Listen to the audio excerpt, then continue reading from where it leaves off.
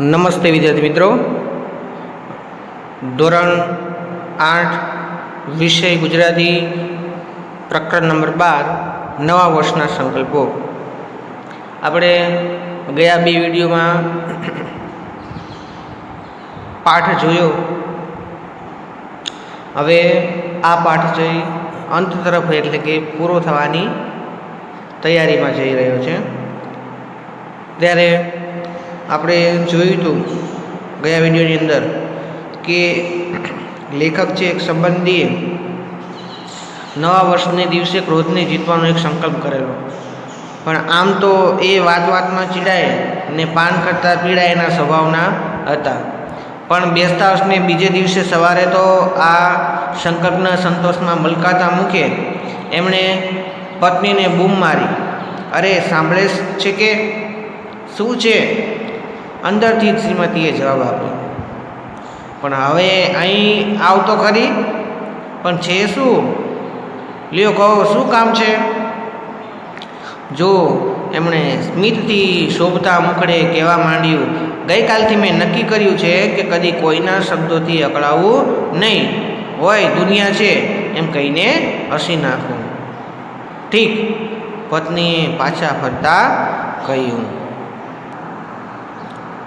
હવે આગળ જોઈએ. લેખક કહે છે, તને મારો આ સંકલ્પ ન ગમ્યો? એમણે પૂછ્યું. ગમ્યો, પણ પાળો ત્યારે ખરા. શું કહ્યું?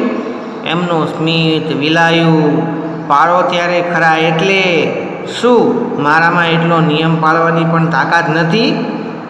હશે તો જોઈશું ને.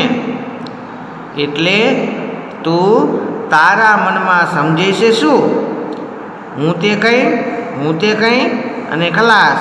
એન્જિન બગડ્યું, મિજાજ છટક્યું. એ તો આખી સોસાયટી ગજવતા જતા હતા. તેમના શ્રીમતીએ એમને યાદ કરાવ્યું કે એમનો સંકલ્પ એમણે ત્યાંને ત્યાં જ તોડ્યો હતો.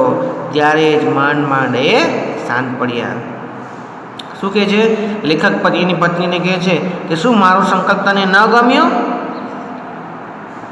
હા, પછી એની પત્ની કહે છે કે ગમ્યો, પણ તમે પાળો ત્યારે ને. પણ ત્યારે જ આ લેખકે એ વખતે એમનો જે સંકલ્પ છે એ તોડી પાડ્યો હતો. આમ નવા વર્ષના સંકલ્પો એટલે વહેલી પરોઢનું ઝાકળ.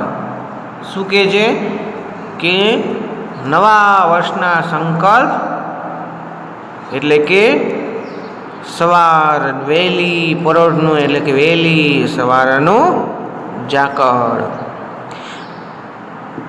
બે ઘડી સંતોષ આપી પાછું ઉડી જવાનું. વૈશાખની બપોરે જેમ વંટોળિયા જાગીને પાછા સૂઈ જાય છે, અથવા તો શિયાળાની સવારે જગતના કો અગમ્ય ખૂણેથી એકાદ શરદીનું મોજું આવી આપણો કબજો લઈ લે છે અને દિવસભર રડાવીને અંતે આવ્યું હતું એમ અનંતમાં ચાલ્યું જાય છે. કે પછી ઉત્સાહના જલસામાં કોઈ સંગીત બરાબર જામ્યું હોય ત્યારે ઊંઘનું એકાદ ઝોકું આપણને પાવન કરીને તબલાની પાછી એક જબરજસ્ત થાપે આપણને ચમકાવીને ભાગી જાય છે. એમ આત્મસુધારણાના ઉત્સાહનું મોજું પણ દર બેસતા વર્ષે આવે છે અને આવીને પાછું ઉડી જાય છે. વર્ષને આરંભે હોય છે એટલા ગીતા ભક્તો બીજા 11 મહિનામાં જ નથી હોતા. બેસતા વર્ષને બીજે અઠવાડિયે હોય છે એટલા સંયમીજનો બાકીના વર્ષભરમાં ક્યારેય જણાતા નથી. તે આ કારણે જ. શું કહે છે કે લેખક કહે છે કે નવા વર્ષના સંકલ્પો એટલે વહેલી પરોઢનું ઝાકળ હોય છે. બે ઘડી સંતોષ આપી પાછું ઉડી જવાનું હોય છે, પણ વૈશાખની બપોરે જેમ વંટોળીઓ જાગીને સૂઈ જાય છે, અથવા તો શિયાળાની સવારે જગતના કો એટલે કે ખૂણેથી એકાદ શરદીનું મોજું છે એ આવે છે અને પાછી જતી રહે છે.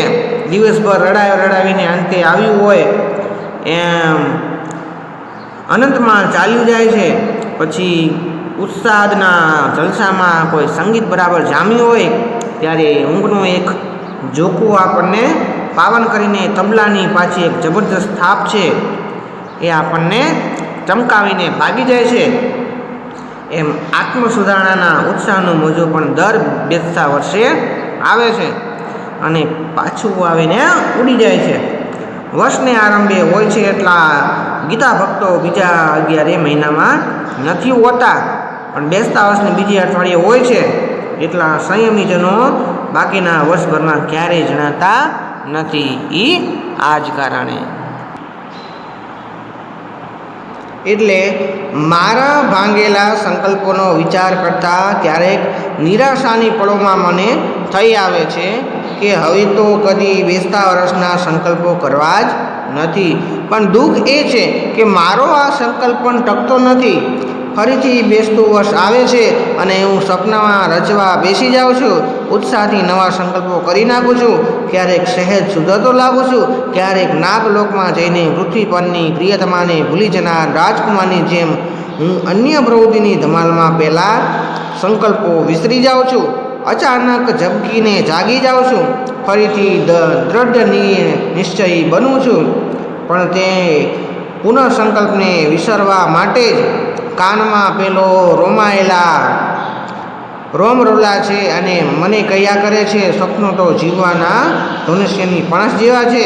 ભાઈ, એ પણસ ખેંચાઈ હશે તો ક્યારેય પણ કાર્યનું તીર નિશાન ભણી ઉઠશે અને મારા બધા સંકલ્પોના રોપા ફૂલી ફાલી મેકી ઉઠ્યા હશે. એવા દિવસની કલ્પનામાં હું નહીં પાળેલા સંકલ્પોની વ્યગ્રતા વિસ્તરી જાઉં છું. અહીંયા લેખક કહે છે કે મારા સંકલ્પોનો જે વિચાર કરતાં ક્યારેક જે નિરાશાની પળોમાં મને ક્યારેક થઈ આવે છે કે બેસતા વર્ષના સંકલ્પ પછી આપણે કરવા જ નથી. પણ દુઃખ એ છે કે મારો સંકલ્પ લઉં છું ખરી, પણ એ ટકતો નથી. પણ જ્યારે બેસતું વર્ષ આવે છે ત્યારે હું ફરીથી આ સપનામાં બેસી જાઉં છું, પણ ઉત્સાહથી નવા સંકલ્પો છે એ કરી નાખું છું. પણ એ સંકલ્પ કરવામાં હું થોડોક સુધરતો લાગું છું. પણ ક્યારેક નાગલોકમાં જઈને પૃથ્વી પરની પ્રિયતમાને ભૂલી જનાર રાજકુમારીની જેમ હું અન્ય પ્રવૃત્તિની ધમાલમાં પણ પહેલાં સંકલ્પો છે એ ભૂલી જાઉં છું. અચાનક ઝબકીને જાગી જાઉં છું. ફરીથી દ્રઢ નિશ્ચયી બની જાઉં છું. પણ પુનઃ સંકલ્પને વિસરવા માટે જ કાનમાં પેલો રોલા મને કહ્યા કરે છે કે સ્વપ્નો તો જીવનના ધનુષ્યની પણસ જેવા છે. ભાઈ, એ પણસ ખેંચાઈ હશે તો ક્યારેક પણ આ કાર્યનો તીર છે એ નિશાન લગાવશે અને મને આ મારા બધા સંકલ્પના રોપા છે એ મેકી ઉઠશે. એવા દિવસની કલ્પનામાં હું નહીં પાળેલા સંકલ્પોની વ્યગ્રતા છે એ ભૂલી જાઉં છું.